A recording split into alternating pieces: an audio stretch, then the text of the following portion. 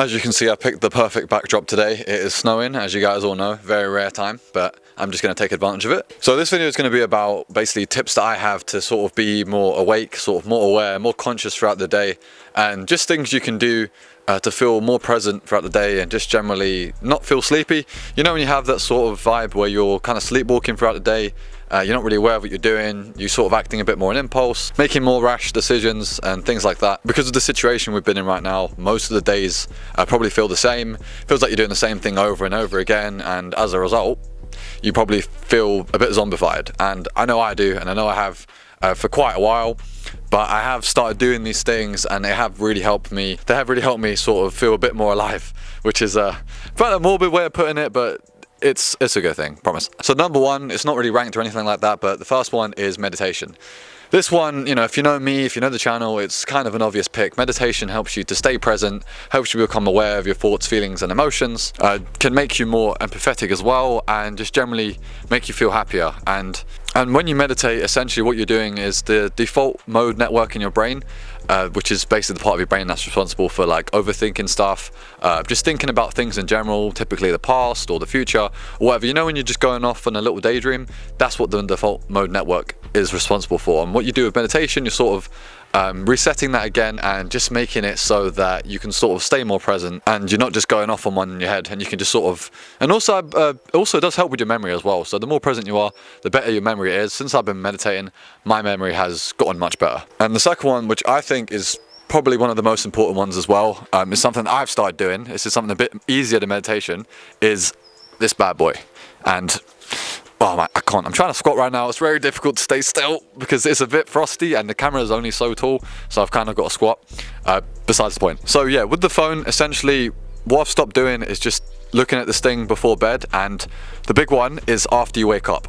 Do not look at your phone straight away after you wake up. It completely ruins my mind. Like it frazzles you up, makes me feel zombified. Reason being, typically what I would do, I would get out of bed, and then because I'd be sleeping with my phone, I'll wake up, look at it and be like, you know, like just kind of like look at my YouTube, look at like my other like social medias and things like that. And then obviously because these things are addictive, you know, like an hour into waking up, I'm just staring at YouTube videos, watching stuff that I never really wanted to watch in the first place.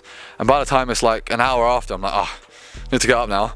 So I go downstairs and I'm sort of like zombified already, and the day's barely begun, and I'm all just frazzled and dazzled and whatever. And then I'm just sort of like hooked on the phone just to get like a little bit of dopamine, or like to get a little bit of pleasure from looking at stuff and notifications and yada yada yada.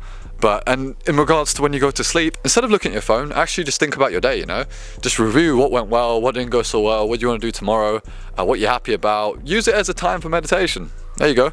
2 in 1. Don't say I don't do anything for you. I really can't stay still. Okay, cool. My feet are really hurting now. Next one, fairly obvious one, but just drink water throughout the day. But more importantly, as soon as you wake up, get like a big glass of water, or a litre bottle or 2 litre bottle, and fill it up as soon as you wake up. Generally what I recommend is getting a 2 litre bottle and filling it up in the morning, so throughout the day you have to have that finished, so that way you're keeping track of how much you drank. 2 litres is generally the recommended. I don't have a bottle right now and I'm just too lazy to go buy one from the shop, but yeah, keep drinking throughout the day. Obviously you want to keep yourself hydrated, keep yourself keep your fluids up, because you know we're human, we're 80-70% water. I know someone's going to correct me, but I don't care. Yeah, no, number 3 is water. Keep drinking water, stay hydrated. Please do it. Number 4, the next one, is something that I started doing kind of by accident. I was having a little play fight with my mate and I kind of hurt my wrist, so that meant I couldn't do any press-ups or anything like that, so I wanted to do something fairly active. So I started stretching, and I actually found that as much as it did hurt, I did feel really like, making me click now, I did feel actually quite a bit more relaxed throughout the day, and I just felt a bit more zen, if you know what I mean. Like I would go out of bed and then sort of stretch my legs, stretch my arms, stretch my back, stretch my neck. After you wake up, it's a good place to start, but if you sit down all day, I do a lot of sitting, I'm on my laptop a lot of the day. Just get up after a while, do some stretches, sit back down again. Stretching is a really good one. I really feel more relaxed, a little bit more at peace after I've had a stretch, and I think it's really good for your body as well, especially if you work out, which, you know, I should be doing but haven't really been doing. Another one, kind of more on the productivity side of things, is blocking off your time. So say, you know, it's 2 o'clock now and you have to do a certain amount of things, certain things for the day. If you work on projects or anything like that, say, all right, from 2 o'clock to 4 o'clock, I'm working only on this thing. All that's going to do is compartmentalize your time and give you a feeling of like progression, and that something's going on and you have a bit of control.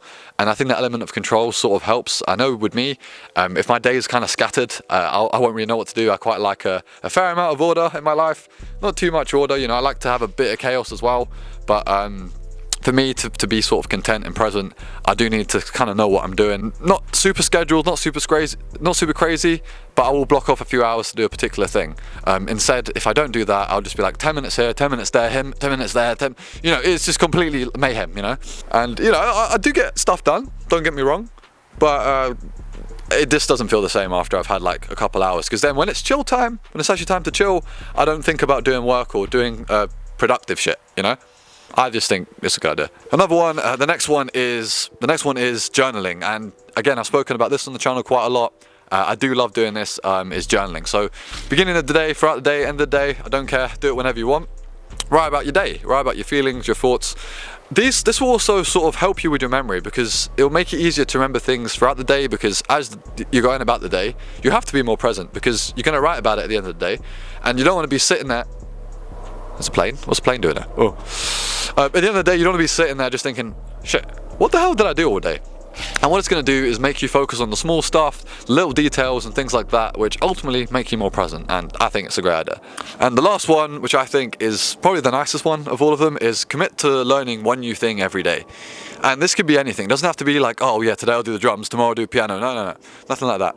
Pick a topic that you like, you know. Typically, I know I do this a lot. I watch the same sort of videos on YouTube, I listen to the same music, but, you know, try something new, learn about a topic that maybe you haven't learned about before, you know. You might actually find that it sparks an interest, and even for conversations, if you're talking with someone, it's going to be more interesting. And I think this makes you more present, this makes you more aware, more awake, because it keeps your brain moving, you know. It's kind of like the use it or lose it sort of part of your brain, where if you're not actually actively learning new things, and I know at this time we probably aren't because quarantine, obviously, I'm not going to go into that because that's obvious, but learning new things and just commit one every day, learning one new thing, one new topic, even if you just listen to a podcast or whatever, something that might contrast with an opinion that you have, it's a great idea.